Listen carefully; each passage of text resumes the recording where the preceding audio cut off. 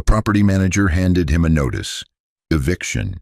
His name wasn't on a single deed. Not the house, not the cars, not even the company he bragged about to everyone. His wife, the one sleeping in the guest house, had owned all of it. Every last thing, since day one.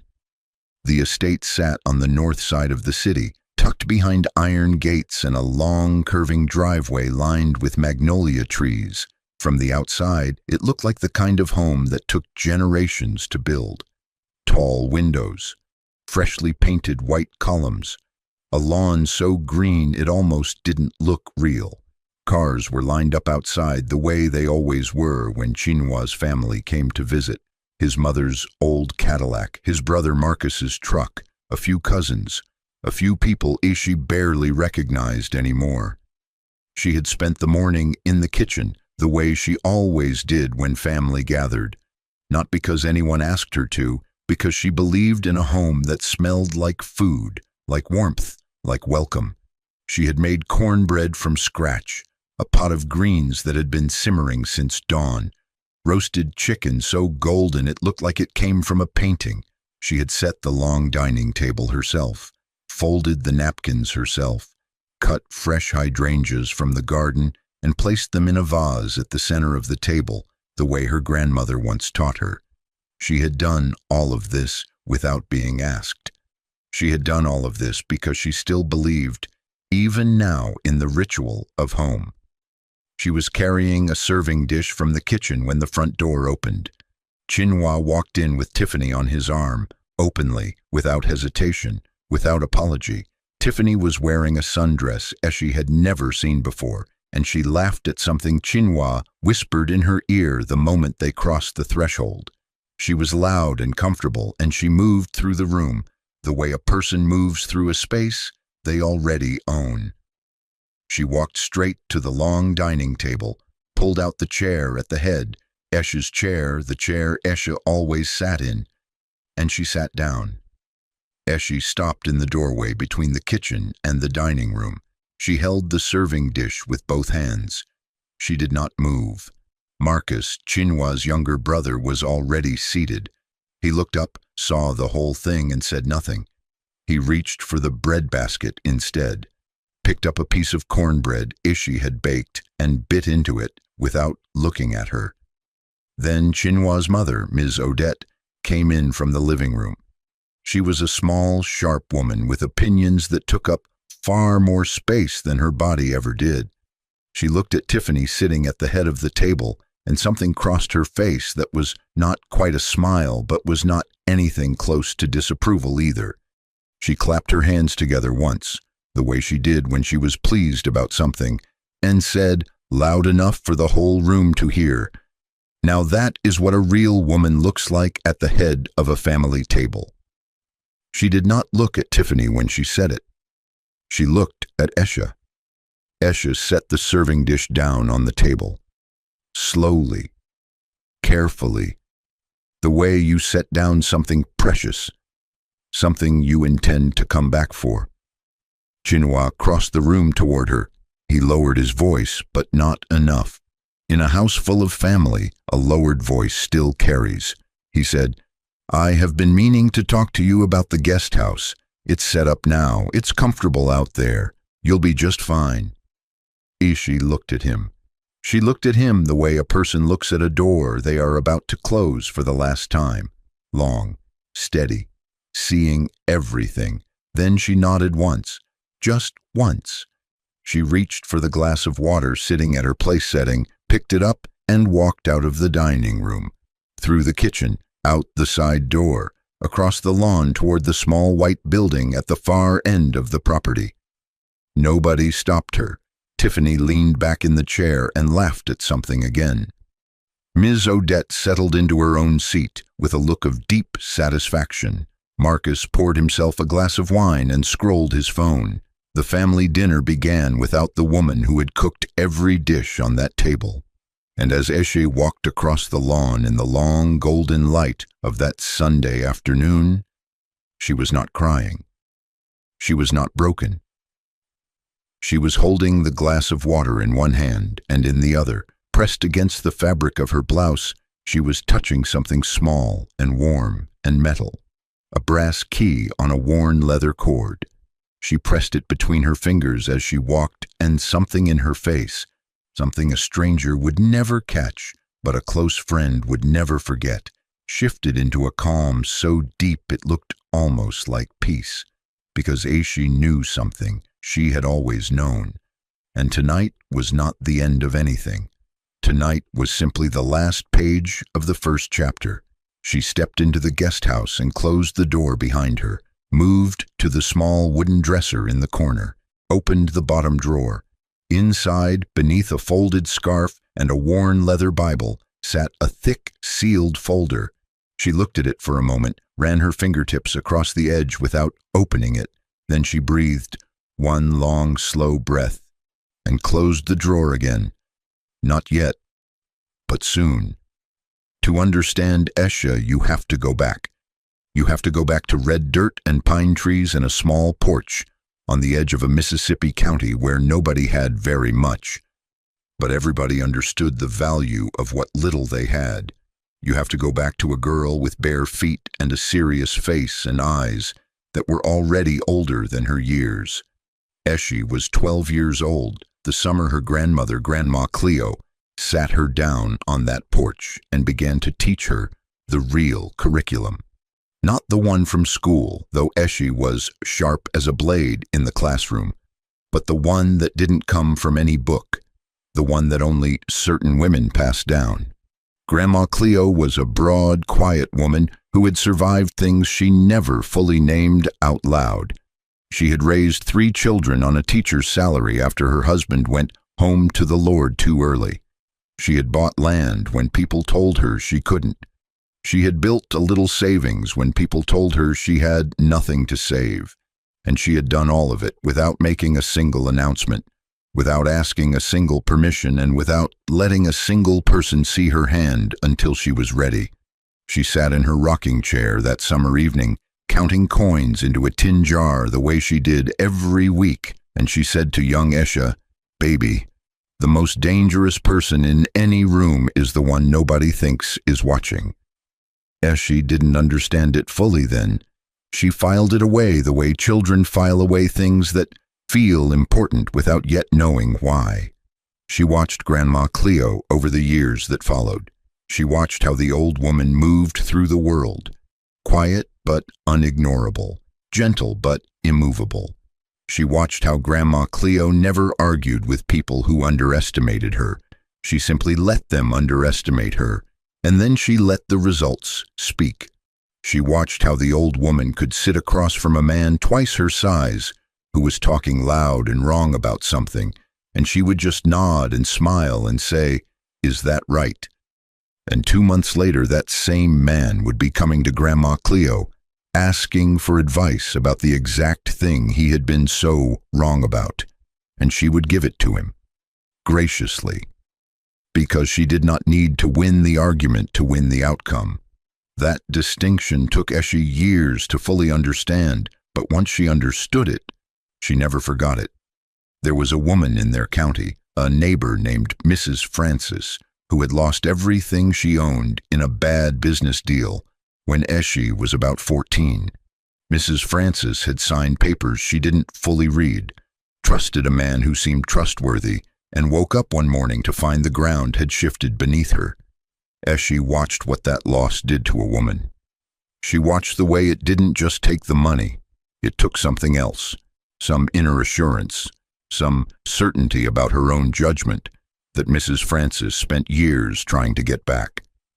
Eshi filed that image away in the part of her mind where she kept the things that shaped her.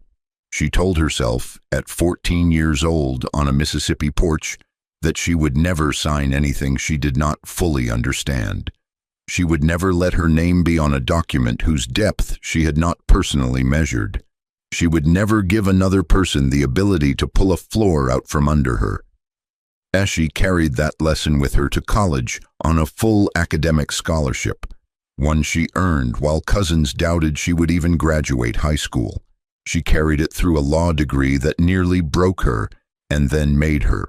She carried it through a second degree in real estate finance that turned everything she had learned about value and ownership and power into a language she spoke fluently, quietly, and alone.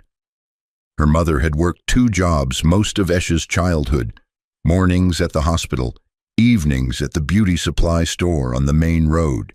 She came home tired every night and still managed to smile. Eshe never forgot that smile, never forgot what it cost, never forgot that she was going to build something so solid, so deep-rooted, so legally protected that no one, not a man, not a market, not a moment of bad fortune, would ever be able to take it from her the way life had taken so much from the women before her. Before she left for college, Grandma Cleo called her to the porch one last time. She reached into the pocket of her house dress and pulled out a small brass key on a worn leather cord. The key was old and smooth and the kind of warm that metal gets when it has been held for a very long time. Cleo pressed it into Eshe's palm and said, "This key doesn't open anything yet, but one day everything you build will need a key. Keep it close, and don't ever let them see it coming." Eshe put it around her neck that same day. She had not taken it off since, not when she founded LCB Group, the holding company she built from a studio apartment and a second-hand laptop and a set of real estate licenses that cost her every dollar she had at 24 years old. Not when the company grew into something that stretched across 7 states and $40 billion in assets, across hotels, commercial real estate, development land, and investment portfolios. Not when she met Chinua at a charity event 8 years ago and fell for his confidence and his laughter and the way he looked at her like she was the most extraordinary thing in the room. Not once. The brass key had been under her collar at their wedding. It had been under her collar through 5 years of marriage. It had been under her collar on the Sunday he walked Tiffany through the front door of a home that had always, always belonged to Eshe. Back in the guest house now, she sat on the edge of the bed. She held the key in her palm the way Grandma Cleo used to hold it. She closed her eyes, and for just a moment she was 12 years old again on that porch in Mississippi, and the evening was warm, and someone who loved her was telling her the truth about the world. She opened her eyes. The guest house was comfortable. She had designed it herself. She almost smiled at that. The weeks that followed were weeks of small cruelties, the kind that accumulate the way water damage does, quietly, invisibly, until the walls give. Tiffany moved deeper into the main house with every passing day. She redecorated the master bedroom first, took down the framed photographs of Eshe and Chinua's early years together, and replaced them with prints she ordered online. She had the living room furniture rearranged. She threw away things without asking, things that were Eshe's, things that had names and histories and meaning. She did it cheerfully, the way people do things when they believe they are building rather than destroying. Chinua watched all of it and said nothing. Marcus came over twice a week now. He and Chinua spent long evenings at the dining room table, the same table Eshe had set with hydrangeas, going over papers that Tiffany slid in front of them, business documents, account transfer forms, investment authorization papers. They signed without reading closely. Neither of them had ever been very careful with fine print. Neither of them understood that the company they believed Chinua ran, the one he introduced himself with at parties, the one he referenced in every conversation about his success, was a subsidiary that had always operated under the LCB Group's silent authorization. His name on the letterhead had always been exactly what Eshe had designed it to be, a front, a courtesy, a title with no foundation underneath it. The transfers they were signing meant nothing. Every asset had been structured across multiple holding entities, layered and protected by a legal architecture that Eshe had spent years building with a team of the sharpest attorneys in the Southeast. Tiffany's people had found the surface accounts. They had not found the depth. Ms. Odette worked the family. She called cousins. She had conversations at church. She said Eshe had always been troubled. Said Chinua had sacrificed years trying to carry a woman who couldn't meet him at his level. Said Tiffany was the kind of woman he deserved. Warm, supportive, present. The narrative moved through the family like smoke through a cracked window. Quiet enough that nobody could point to it. Thick enough that it changed everything. One Thursday morning, a cousin named Deshawn approached Eshe at the grocery store. He was genuinely kind, Deshawn, and his face held the specific discomfort of someone delivering bad news they didn't ask to carry. He touched her elbow and said low, "Eshe, people are talking. They're saying you out there in that guest house like you lost something, like you got nothing left. Why don't you just go? Start fresh somewhere?" Eshe looked at him for a moment. She considered him. Then she said, gently and without any edge at all, "I'm exactly where I need to be, Deshawn." He searched her face for the distress he expected to find. He found nothing that looked like distress. He walked away confused. What Deshawn could not have known, what none of them could have known, was that Eshe's stillness was not the stillness of a woman defeated. It was something else entirely. There is a certain kind of person who has built something so solid, so deep, so quietly reinforced over so many years, that when someone tries to take it from them, the attempt does not feel like destruction. It feels almost like entertainment, like watching someone walk up to a mountain and push it with their hands. She had spent 14 years building walls they could not see. She was not afraid of any of them. She was simply waiting, the way a woman waits who has already decided how the story ends. The breaking point came on a Friday evening in the third week. Chinua was hosting a dinner party for business associates, city officials, a developer from out of town he had been trying to impress for months. Tiffany wore a gown, candles on every surface. The house looked beautiful in a way that was a direct imitation of how Eshe had always kept it. Eshe was not invited. She sat in the guest house with a book she was not reading, watching the warm light pour from the windows of the main house across the dark lawn. She could hear faint music, low laughter, the sound of a party in a house she had built from nothing. Around 9 o'clock, Chinua stepped outside to take a phone call. He stood on the back patio. He did not see Eshe sitting in the darkness of the guest house porch. He did not know she could hear him. His voice carried across the quiet yard, and every word arrived at her ears, clean and clear. He said into the phone, Yeah, she's still out there in the guest house. Look, she got nothing, man. She never had anything, whatever she thought she brought to this.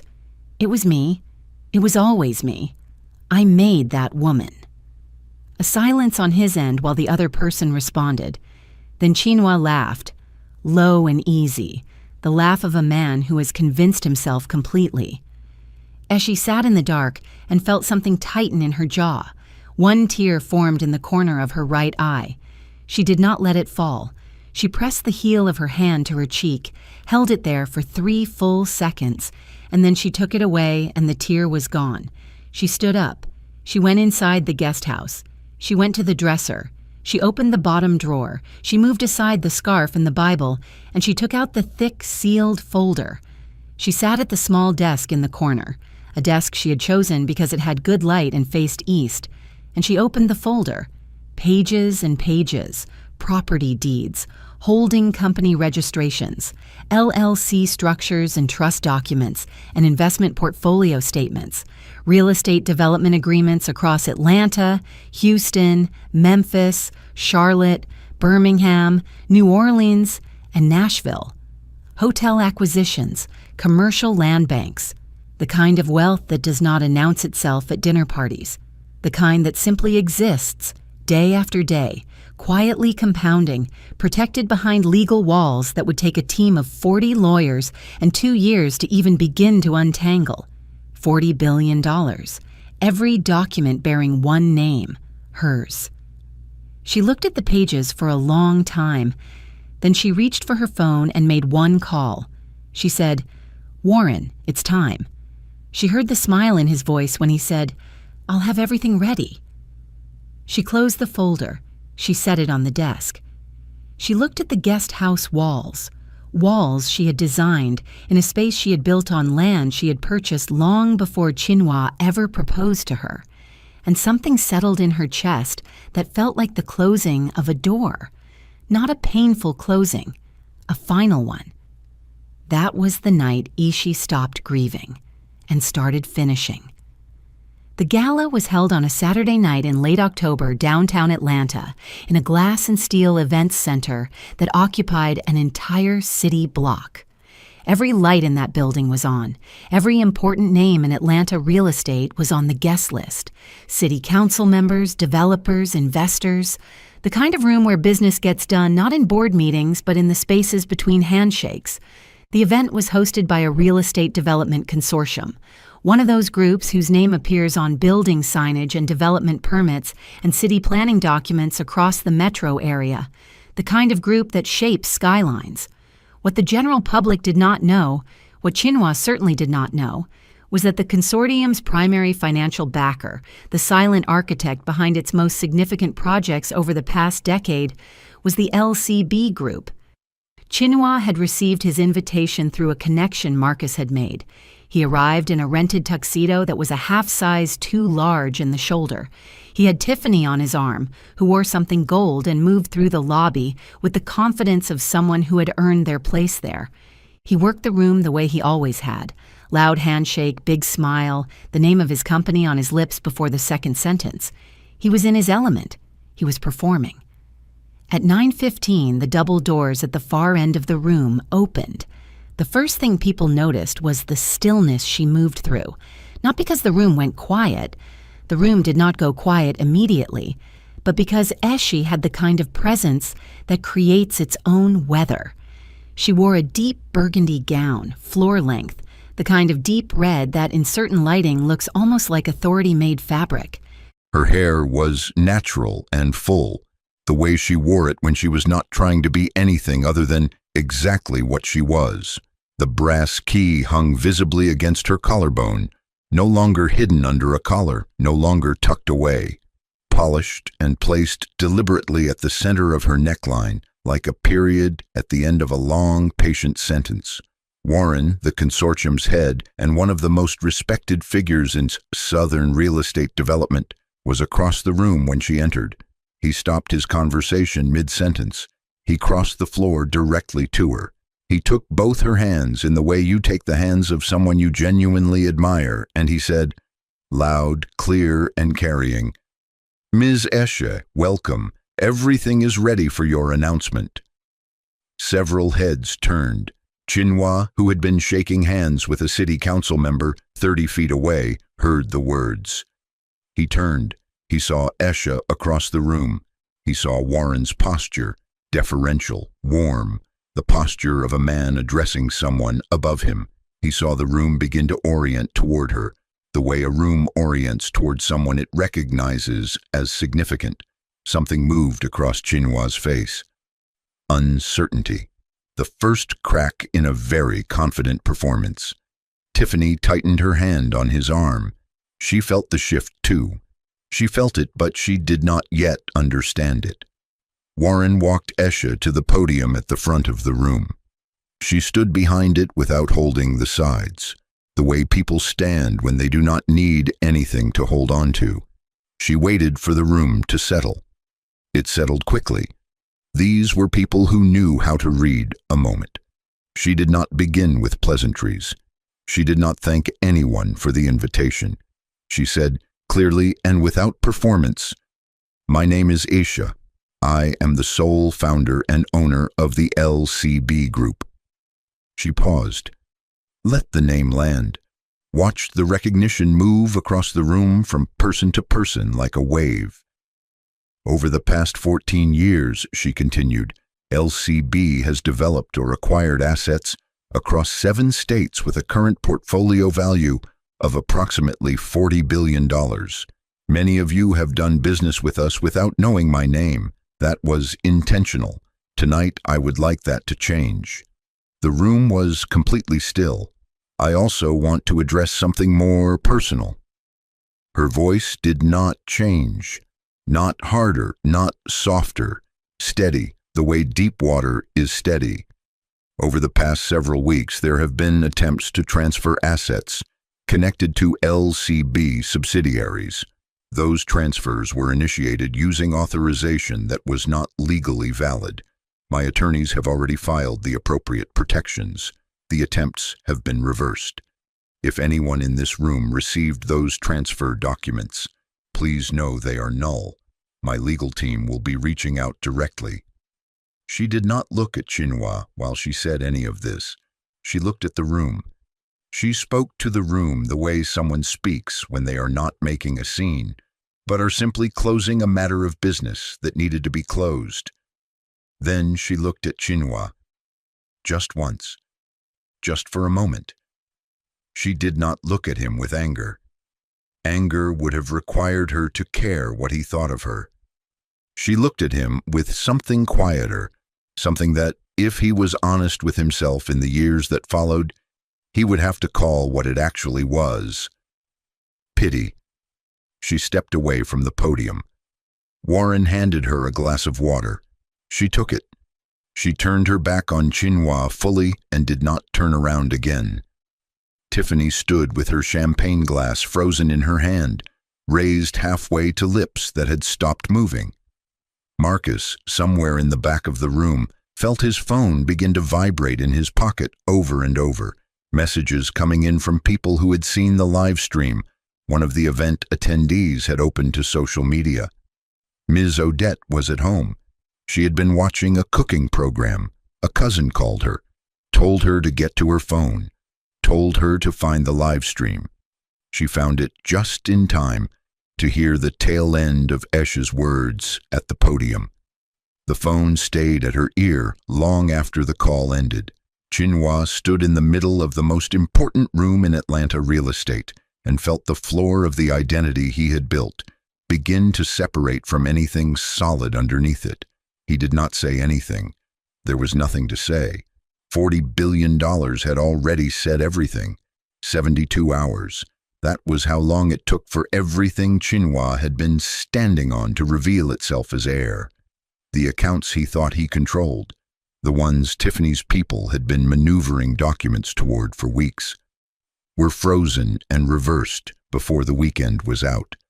The process was clean and fast because Ishi's attorneys had been prepared for it. They had been watching it happen in real time. They had simply been waiting for the right moment to close the trap.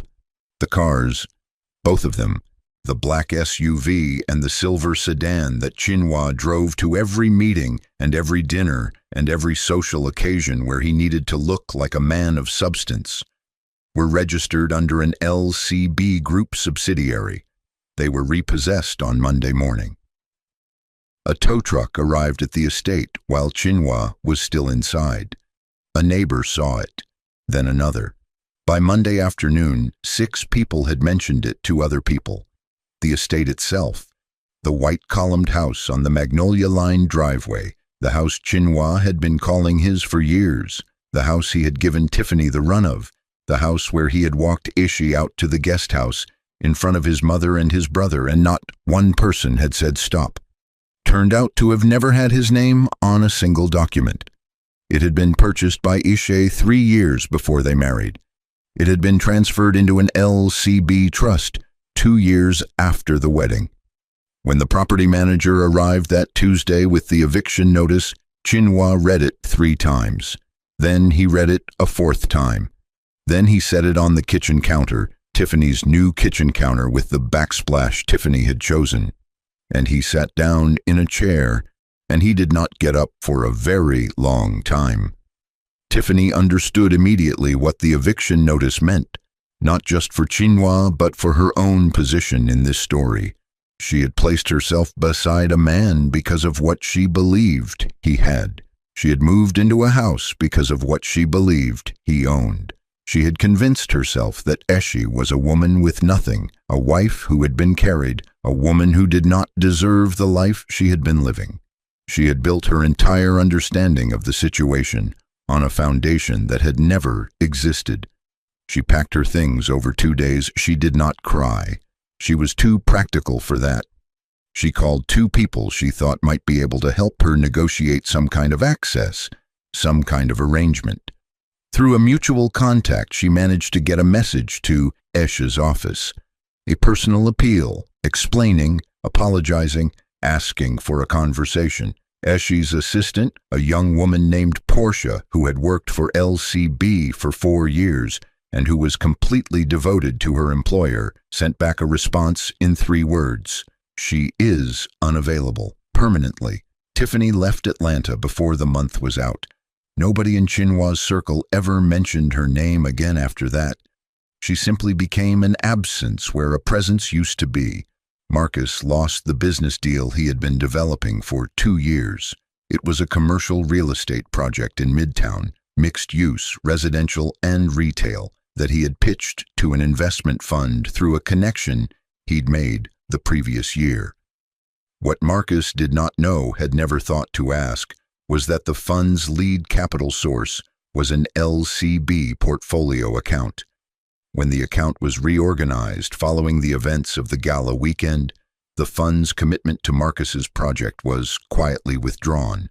No explanation, no drama, just a brief letter that said the fund's direction had changed. Marcus called the contact number 3 times. Nobody answered. Ms. Odette received a certified letter at the family home she had been living in, the home Chinhua had assured her was paid off and secure under his name, informing her that the property was held under LCB Group and would be listed for sale within 90 days. She called Chinhua screaming. His phone rang 8 times and went to voicemail. She called Marcus. Marcus told her he couldn't talk right now. She sat in the house she had hosted family dinners in for 12 years, and she looked at the walls, and she thought about the Sunday she had looked at Aisha in that dining room and said what a real woman looks like. And for the first time in a very long time, Ms. Odette felt something she was not accustomed to feeling. Small. Chinhua ended up in a rented apartment in a part of the city he had previously looked down on. The company whose name he had been using, the subsidiaries, the letterhead, the title, had been reorganized under a new management structure. His role, such as it had been, ceased to exist. He applied for 2 positions over the following months, using the professional reputation he had cultivated under Esha's infrastructure. Both applications stalled when the background of the company behind his resume was examined more closely. He called Esha once. She did not answer. He sent a message once. She did not reply. He sat in the rented apartment and looked at the ceiling, and finally, for the first time in their entire marriage, he began the long and uncomfortable process of understanding who Aisha had actually been. He thought back over 8 years, the way she was always calm, the way she always knew things he didn't know she knew, the way she never boasted about money or holdings or deals the way he did, the way she wore that brass key every single day, like a quiet reminder to herself that she had never needed him. He had called her simple. He had called her without ambition. He had told someone on the phone, on his own back patio, in the dark, believing he was alone, that he had made her. He pressed his eyes closed in the rented apartment, and that sentence came back to him. He had made her. He turned it over, looked at it from every angle, felt the full weight of how wrong a man can be about a woman he shared a home and a name and a life with. He had not made her. She had arrived already made, long before he ever walked into that charity event and smiled at her across the room. She had been made in Mississippi, on a porch, by a grandmother with a tin jar and a brass key, and more wisdom in her quiet hands than Chinhua had managed to find in an entire lifetime of being loud about it. They had all laughed at the woman in the guest house. They had posted about it on group chats and felt satisfied. They had called her diminished. What none of them had ever been curious enough to wonder was what the view looked like from the guest house. what she might have been looking at through that window all those quiet nights, what she might have been planning while they drank the wine and ate the food she had cooked and arranged their lives on top of her foundation. The guest house had always had a better view than the main house ever did. She had chosen it herself. 6 months later, Eshe drove 14 hours from Atlanta to a stretch of county road in Mississippi she had not driven in almost 4 years. She drove alone. She did not call ahead. The land knew her. That was enough. The old property had been empty since Grandma Cleo passed. Eshe had kept the taxes paid, the deed in order, the grass cut by a local man she paid twice a year.